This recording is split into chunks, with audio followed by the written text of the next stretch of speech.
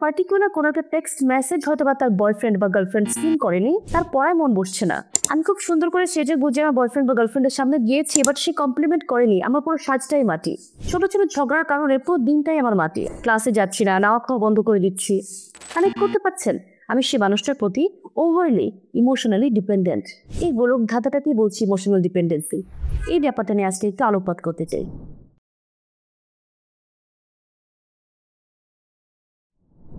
প্রেম, ভালোবাসা কিংবা লাভ, এই শব্দটাকে হয়তোবা কোনো একটা স্ট্রাকচার্ড ডেফিনেশনে কখনোই ডিফাইন করা পসিবল নয়।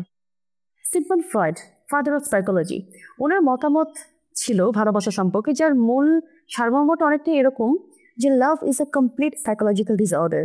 ইয়েস, লাভ আসলেই একটা সাইকোলজিক্যাল মিস বা মনের একটা মিসি কন্ডিশন, রাইট?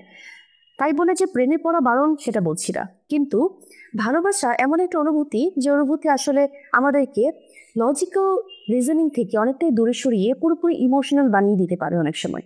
আজকে একটা স্পর্শকাতর বিষয় নিয়ে কথা বলবো, সেটা হলো যে দেখুন, জন্ম থেকে শুরু করে মৃত্যু পর্যন্ত আমরা কোনো না কোনো সম্পর্কে আবদ্ধ।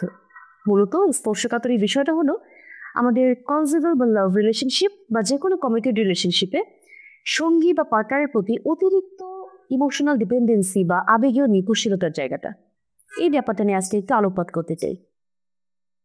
একটা রিলেশনশিপে যখন আমরা থাকি, কমিটেড রিলেশনশিপে বা লাভ রিলেশনশিপে, তার প্রতি একটা আবেগীয় নির্ভরতা বা ইমোশনাল ডিপেন্ডেন্সি তৈরি হওয়াটা খুব স্বাভাবিক। তার প্রতি আমার লাভ থাকবে, কেয়ার থাকবে, অ্যাফেকশন থাকবে, এবং তার প্রতি আমার কিছু এক্সপেকটেশনসও থাকবে। এগুলো না থাকলে তো সেটা ডেফিনেটলি আর রিলেশনশিপে গড়াচ্ছে না, রাইট? কিন্তু কখনো কখনো দেখা যায় আমরা সেই রিলেশনশিপটাকে খুব ব্যালেন্সড ওয়েতে মেনটেন করতে না পেরে আমার সঙ্গীর প্রতি অতিরিক্ত পরিমাণে ডিপেন্ডেন্ট হয়ে যাই সব কিছুতেই। রিলেশনশিপ একটা রেসিপ্রোকাল জায়গা, যেখানে আমি যদি তাকে রেসপেক্ট করি, আমারও সে রেসপেক্টটা প্রাপ্য।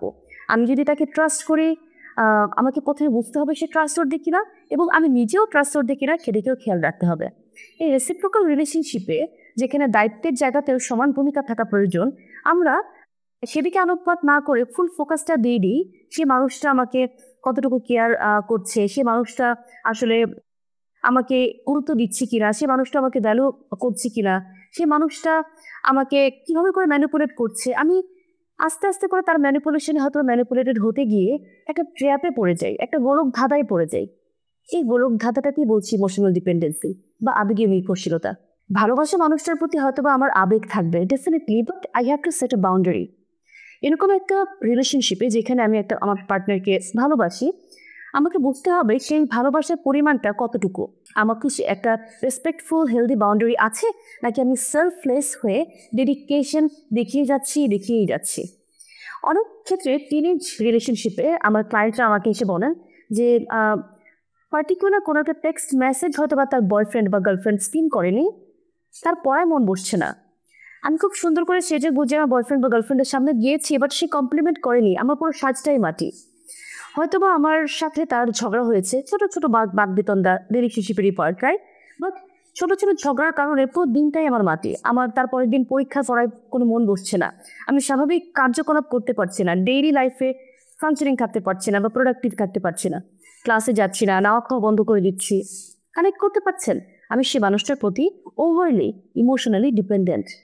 সে মানুষটা কলকাঠি দিয়ে আমাকে নাড়তে পারছে এবং আমি সেই সুযোগটা তাকে তৈরি করে দিচ্ছি।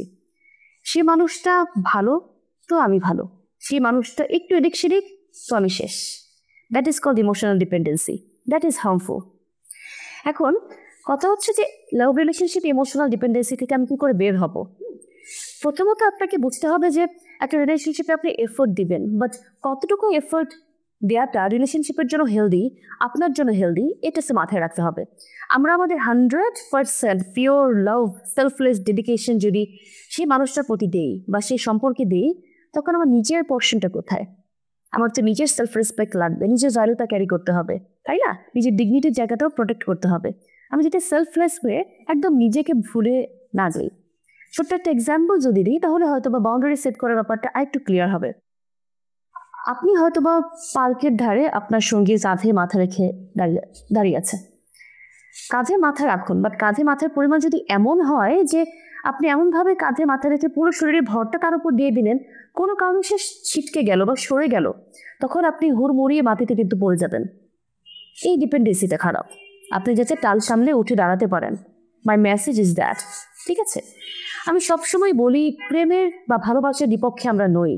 প্রেমে পড়া বারণ আমরা কখনো এটাকে প্রমোট করি না। ডেফিনেটলি ভালোবাসাকে স্বাগত জানাই, সাধুবাদ জানাই, চমৎকার একটা অনুভূতি, তাই না? ডেফিনেটলি এটা লাইফে আমাদের এক্সপিরিয়েন্স করা খারাপ কিছু নয়, কিন্তু ইমোশনাল ডিপেন্ডেন্সি যেটা আমাকে ধীরে ধীরে পিলে পিলে শেষ করে দিচ্ছে, যে জিনিসটা আমাকে আমার স্বকীয়তাকে বিসর্জন দিতে বাধ্য করছে, যেটা আমার সেলফ রেসপেক্টকে ক্যারি করতে দিচ্ছে না, আমার ডিগনিটিকে ক্যারি করতে দিচ্ছে না, সেটা কি আদৌ হেলদি?